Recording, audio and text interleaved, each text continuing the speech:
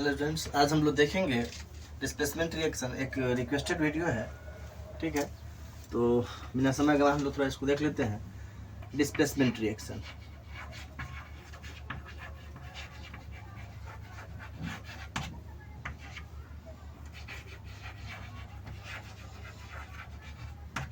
इसी को replacement reaction भी बोलते हैं।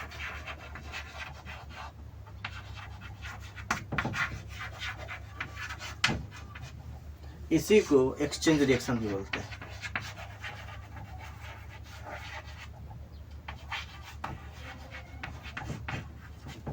इतना कहानी मेरे ख्याल से सब समझ में आ गया होगा। समझो, डिस्प्लेसमेंट, रिप्लेसमेंट, एक्सचेंज का मतलब क्या बता रहे हैं यहाँ पे।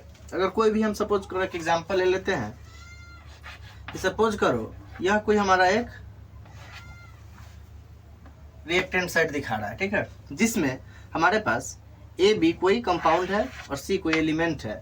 और यह क्या हमको बना कर देगा, यह एलिमेंट जब इस दोनों में से किसी एक को रिप्लेस कर देगा तब यह रिप्लेसमेंट रिएक्शन कहलाएगा। लाइक कि जैसे कि यह सी ए को रिप्लेस कर दे रहा है तो बना क्या लेगा, यह सी बी बना लेगा प्लस ए को अलग छोड़ देगा।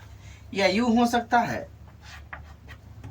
कि यह इसमें से बी को यहाँ पे ए को रिप्लेस किया, यहाँ पे बी को रिप्लेस कर दे तो यह ए सी बना लेगा और बी को यह अकेले छोड़ देगा।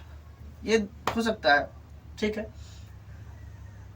हम लोग थोड़ा इसको ना कुछ एग्जांपल लेकर समझ लेते हैं ताकि ज़्यादा बेहतर से कंसेप्ट बनेगा। जैसे कि अगर हम बात करते हैं, एक एग्जांपल ले लेते हैं मैग्नीशियम प्लस हाइड्रोक्लोरिक एसिड के रिएक्शन का, ठीक। तो इसमें क्या करेगा ये, तुम ही सोचो। यह Mg इसको या इसको किसी एक को रिप्लेस करेगा, और रिप्लेस करता क्यों है, सबसे बड़ा क्वेश्चन है कि why does one element replaces the other one. देखो, केमिस्ट्री या फिर लाइफ चाहे जहाँ का भी बात करेंगे तो बात एक ही आती है अल्टीमेटली स्टेबिलिटी की, ठीक है। तो ये उसी कंपाउंड को बनाना चाहेगा जो मोर स्टेबल होता है। जैसे कि HCl से जो हमारा बनेगा कोई भी कंपाउंड, अब रिप्लेसमेंट के बाद वो HCl से ज़्यादा स्टेबल होगा। जैसे कि यहाँ पर क्या बन के आएगा, MgCl2 रिप्लेस किसको किया है, हाइड्रोजन को, तो हाइड्रोजन क्या हो गया, अकेले आ गया, लिख देंगे H2, ठीक है। बैलेंस नहीं है, बैलेंस करके आप लोग कमेंट कीजिएगा। तो MgCl2 प्लस H2 हमारा निकल के आ गया। देखो यहाँ पर क्या है ना कि इस एलिमेंट से ये जो इस कंपाउंड से ये जो कंपाउंड है मोर स्टेबल होगा, ठीक है। तो स्टेबिलिटी का बात अभी हम लोग नहीं करते, हम लोग सिर्फ और सिर्फ देख रहे हैं कि डिस्प्लेस किसको कौन कर रहा है। तो मैग्नीशियम किसको डिस्प्लेस कर रहा है, हाइड्रोजन कर रहा है, तो बना क्या रहा है, MgCl2।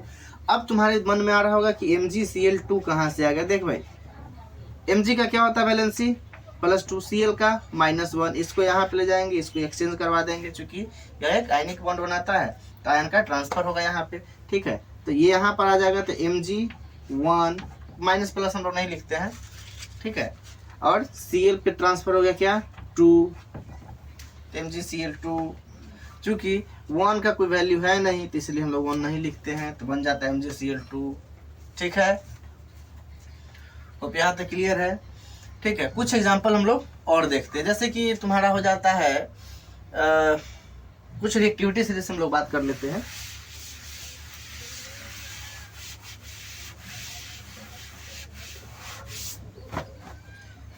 रिएक्टिविटी से कुछ बात कर लेते हैं। जैसे कि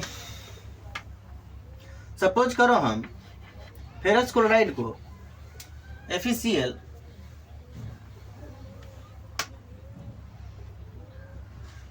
FeCl2, ठीक है।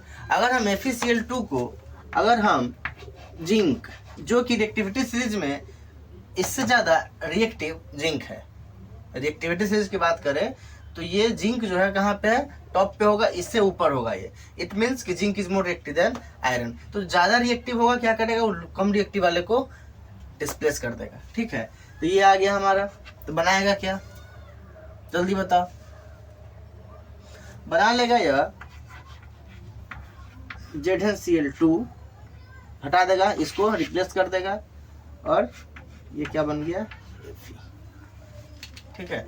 इस प्रकार से क्या कर रहा है, more reactive element less reactive element को क्या कर रहा है, डिस्प्लेस कर रहा है। दैट इज डिस्प्लेसमेंट रिएक्शन, ठीक है। और भी दिखाएं, चलो देखते हैं सोडियम ब्रोमाइड और क्लोरीन का हेलो ग्रुप का।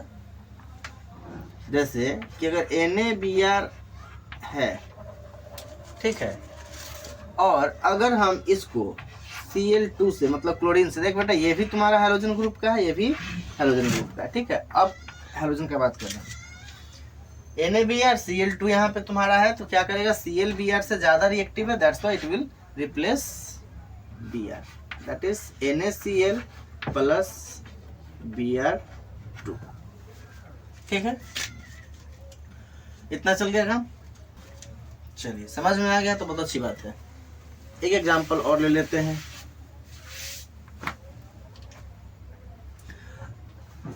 एक एग्जांपल कोई, जैसे कि अगर हम कॉपर से सिल्वर नाइट्रेट कराते हैं, ठीक है, उसका थोड़ा देखते हैं। जैसे अगर हम AgNO3 का करवाते हैं, किससे, कॉपर से। देखो जब तक वैलेंसी याद नहीं करोगे तब तक कुछ भी रिएक्शन नहीं आएगा। वैसे हम अगला क्लास तुम्हारा रिएक्शन का रिक्वेस्ट मतलब केमिकल इक्वेशन और रिएक्शन का रखेंगे, ठीक है, उसमें शायद तुम लोग को याद समझ में, लेकिन उससे पहले वैलेंसी याद कर लो, ठीक है। AgNO3 प्लस Cu, ठीक है, तो Cu का वैलेंसी +2, ठीक है।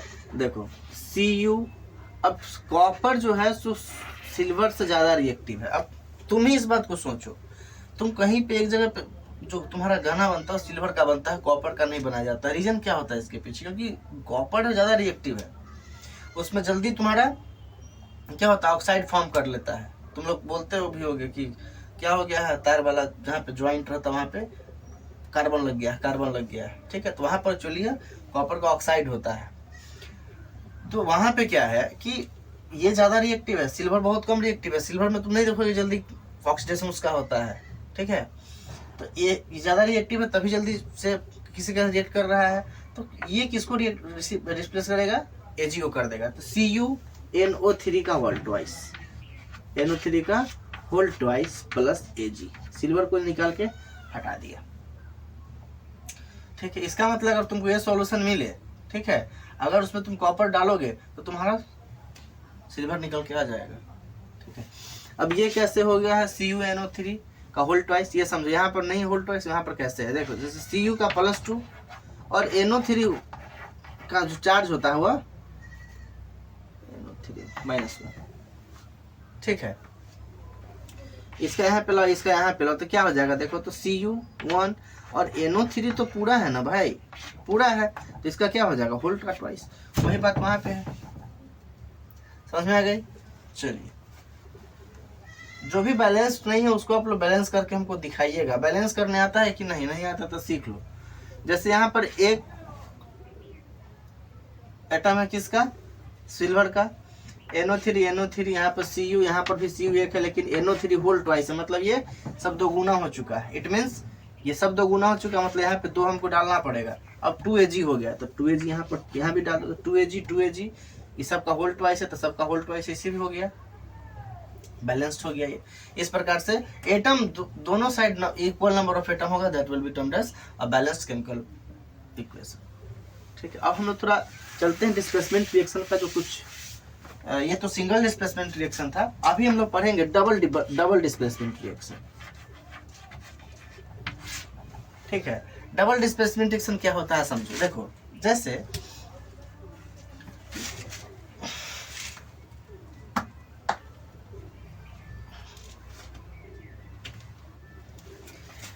जैसे अगर हम बात करते हैं कि कोई ऐसा हो जैसे कि AB + CD, ठीक है, ये कंपाउंड जो कंपाउंड है हमारे पास AB + CD बना रहा है। अब हमको प्रोडक्ट क्या मिल रहा है, हमको मिल रहा है AC + BD। सपोज करो AC + BD अगर हमको मिल रहा है, मतलब ये इसको डिस्प्लेस कर रहा है और ये इसको डिस्प्लेस कर रहा है, नहीं कर रहा है। इसका मतलब क्या हो जाएगा, इसका मतलब है कि डबल डिस्प्लेसमेंट हो रहा है, दोनों ही एक दूसरे को डिस्प्लेस कर रहा है। डबली जो भी एक्शन हो रहा है सिंगल मोड में नहीं चल रहा है, इसलिए डबल डिस्प्लेसमेंट रिएक्शन हो जाता है। इसका एग्जांपल लेके समझ लेते हैं ना। जैसे अगर हम बात करते हैं Cl + NOH का, इसका HCl प्लस NaOH। ठीक है, ये तुम्हारा एसिड है, ये तुम्हारा बेस है। देखो ऐसे भी अगर एसिड बेस का रिएक्शन होता है तो क्या निकल के आता है, सॉल्ट प्लस वाटर, हमेशा ध्यान रखना। लेकिन यहाँ पर डबल डिस्प्लेसमेंट का केस है, इसीलिए उतना नहीं जाना है सॉल्ट प्लस वाटर में, लेकिन आता है, ये ध्यान रखोगे तो बेहतर है, नहीं तो चैप्टर तुमको पढ़ना ही अल्टीमेटली। ठीक है, बनाएगा क्या, सॉल्ट बनाएगा। डिस्प्लेस कौन किसको करेगा, देखो जैसे कि Cl किसको डिस्प्लेस कर देगा, OH को, तो Na के साथ क्या आ गया, Cl, बच क्या गया, OH। तुम ही सोचो, OH प्लस H क्या हो जाएगा, H2O नहीं हो जाएगा। देखो ये लॉजिकल चीज है हालांकि, ठीक है, ऐसा केमिस्ट्री में कुछ होता नहीं, लेकिन H2O बच जाएगा। चलो आते हैं, ये तुम्हारा है सॉल्ट बच गया, ये तुम्हारा क्या हो गया, वाटर हो गया, सॉल्ट प्लस वाटर बोले हैं, आ गया जादू। देखो NaCl प्लस H2O, ये कौन सा सॉल्ट है, कमेंट करके बता दो। ठीक है, कौन सा सॉल्ट है, कमेंट करके बताओगे। ये सॉल्ट कभी देखे हो कि नहीं, ये भी बताओगे। दूसरा एग्जांपल हम ले लेते हैं, तो हम लेते हैं सोडियम नाइट्रेट और NaCl का। देखो यहाँ भी वही कहानी है स्टेबिलिटी का। ठीक है, ये जो HCl है NaCl से कम स्टेबल है, इसीलिए HCl क्या बनाएगा, NaCl बनाएगा। ठीक है, आगे चलते हैं हम AgNO3 पे। सोडियम नाइट्रेट प्लस NaCl क्या क्या बनाएगा, ये तुम ही सोचो। ये बनाएगा, यहाँ पे एक मेटल है तो मेटल सॉल्ट बनाएगा। दूसरा क्या बनाएगा, प्रेसिपिटेट कुछ बनाएगा। प्रेसिपिटेट बनाने के पीछे रीजन क्या है, प्रेसिपिटेट क्यों बनाएगा, अरे भैया प्रेसिपिटेट मोस्ट स्टेबल चीज होता है, मोस्ट स्टेबल सब्सटेंस है, इसलिए प्रेसिपिटेट बनाता है। बोलता रहा हूँ कि स्टेबिलिटी की बात है। अरे तुम ही सोचो भैया, समाज का बात अगर हम करें तो समाज में क्या होता है, कोई लड़का है चाहे लड़की है, बहुत उड़ रहा है, लोग क्या करता है, कहता है कि इसको शादी करा दो तो शांत हो जाएगा। वही कहानी यहाँ भी होता है, अदला बदली चलता रहता है, क्या है, शांति के लिए। तो अल्टीमेटली शांति की बात है। ठीक है, जैसे कि यहाँ पर क्या हो जाएगा, AgCl ठीक प्लस NaNO3 प्लस NaNO। ठीक है, ये क्या है, ये तुम्हारा सॉल्ट है, ठीक है, मेटल सॉल्ट है। ये क्या है, ये प्रेसिपिटेट। प्रेसिपिटेट क्या होता है, प्रेसिपिटेट क्या होता है, ये तुम लोग को हम कमेंट में करने के लिए नहीं देंगे। प्रेसिपिटेट का मतलब होता है कि N insoluble salt, an insoluble salt is termed as precipitate, मतलब पानी में नहीं घुलता है। ठीक है, तो तुम्हारा डिस्प्लेसमेंट या डबल जो भी तुम्हारा डिस्प्लेसमेंट रिएक्शन का टॉपिक था यहीं पे खत्म होता है। Still if your confusion persist then you can comment for further help और फॉर फर्दर वीडियो। ओके, यहाँ तक मेरे ख्याल से कोई कंफ्यूजन आपको नहीं होना चाहिए। अगर कोई कंफ्यूजन हो तो कमेंट में आप बेझिझक बताइएगा, I will be there to help you. Video भले थोड़ा लेट हो सकता है लेकिन आएगा जरूर, ऐसा नहीं कि एग्जाम के बाद आएगा, एग्जाम से पहले आ जाएगा और बहुत पहले।